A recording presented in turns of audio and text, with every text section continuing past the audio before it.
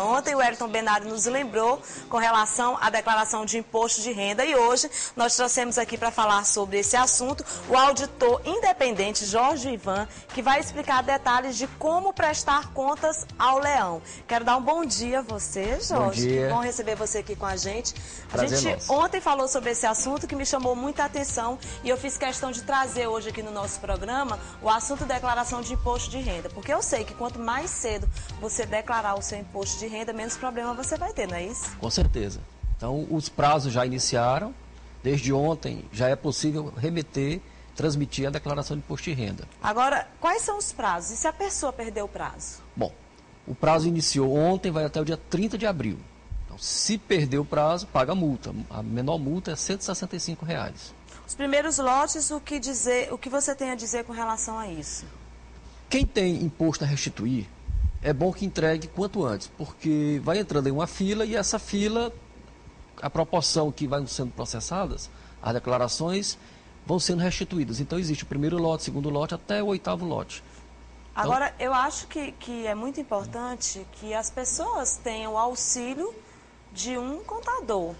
É importante o profissional. A declaração, ela pode ser feita pela própria pessoa, mas existem alguns detalhes que um contador ele é mais treinado, ele trabalha com isso. Então, se você procurar um contador devidamente registrado no conselho, direitinho, uma pessoa que está atualizada, você com certeza fará a sua declaração com mais segurança. É recomendado que procure um contador habilitado direitinho para que possa você não ter nenhum tipo de problema com a Receita Federal. Porque a maioria das pessoas tem o medo daquela história de parar na malha fina, né?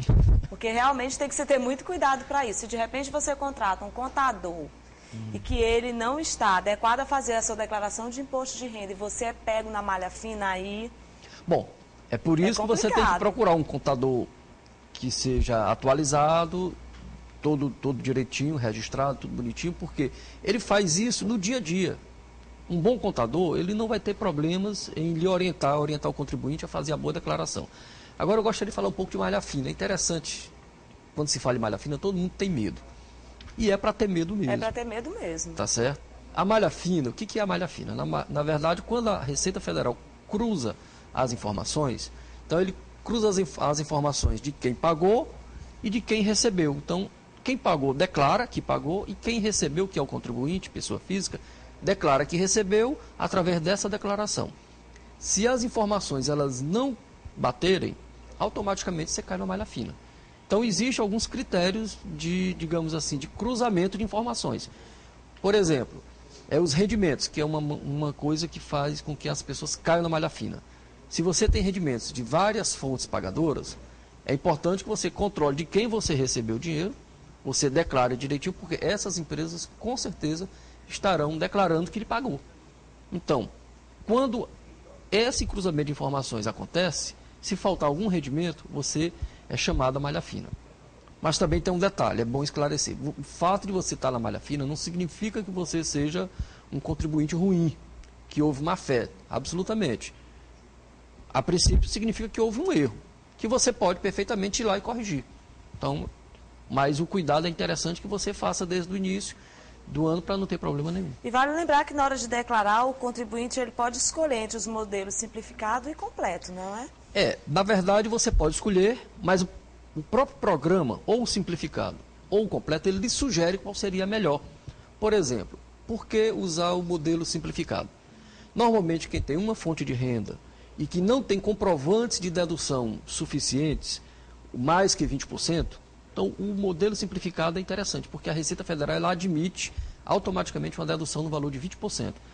Quem tem deduções superiores a 20% do valor que recebeu, é importante que faça pelo modelo completo. Agora, quem é obrigado a declarar o imposto de renda? Por exemplo, em 2011, rendimentos tributáveis de no mínimo R$ 23.449,15, é isso? É isso. É uma das formas de obrigação.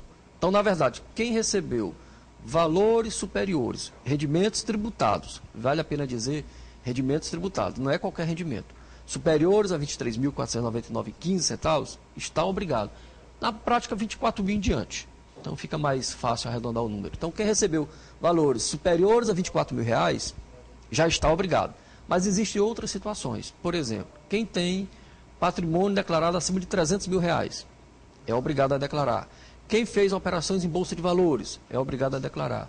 Quem tem rendimentos isentos superiores a R$40 mil, também é obrigado a declarar. Então, existem algumas situações que a gente olha no manualzinho direitinho, está tudo muito claro. E um bom contador, ele esclarece bem direitinho. É exatamente isso que eu ia falar. Ou seja, você quer saber mais detalhes sobre a declaração de imposto de renda, procure um contador habilitado. Sim, sem dúvida. Para resolver esse assunto. Porque muitas vezes a gente acha que não deve declarar o imposto de renda e deve sim. Então, esse profissional é quem vai lhe orientar. É, sem dúvida. E é obrigação do contribuinte declarar. E é um ato de cidadania. O próprio delegado da Receita Federal, eu ouvi na televisão dizendo, olha, isso é um ato de cidadania, tanto quanto votar.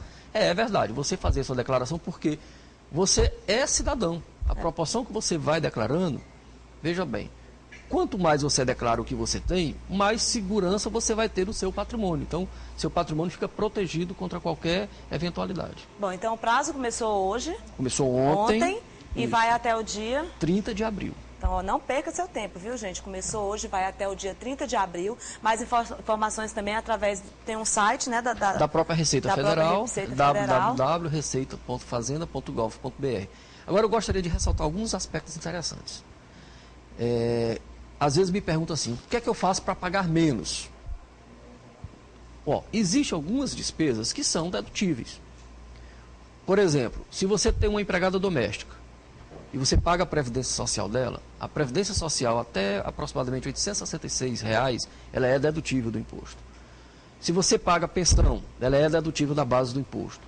Se você faz uma doação, e essa é uma parte importante que eu gosto de ressaltar, as doações feitas para os fundos do Estatuto da Criança e do Adolescente, elas são dedutíveis do imposto que você paga.